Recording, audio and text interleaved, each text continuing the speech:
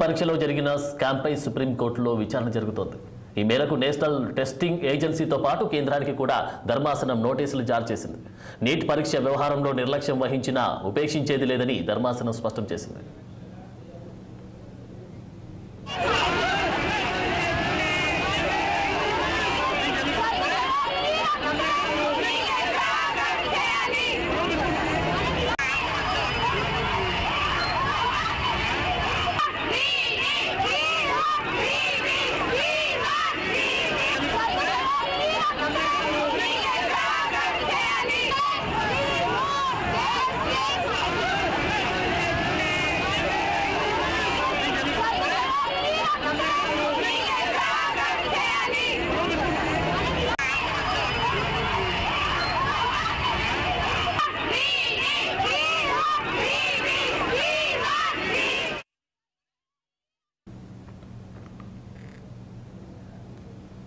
Neat పరీక్షలో జరిగిన స్కామ్పై సుప్రీంకోర్టులో విచారణ జరుగుతోంది.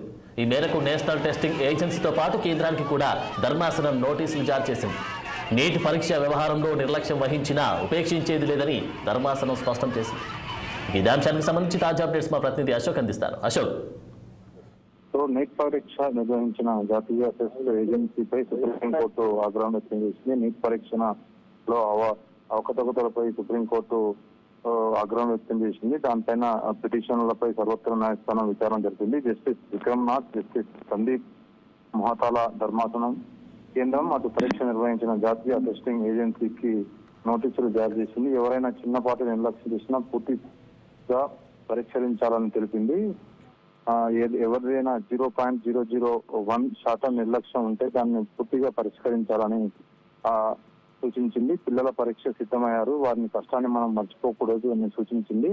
సో పరీక్ష నిర్వహించిన ఎన్టీఏ న్యాయంగా వ్యవహరించాలని పేర్కొంది. తప్పు జరిగితే తప్పు అని చెప్పండి, తీసుకునే చర్య గురించి చెప్పండి అని ఎన్డీఏకి సూచించింది. కనీసం అది మీ పనితీరుపై విశ్వాసాన్ని కలిగిస్తుందంటూ చురుకు కనిపించింది. ఈ కేసుని తదుపరి విచారణకు జూలై 8కి వాయిదా వేసింది.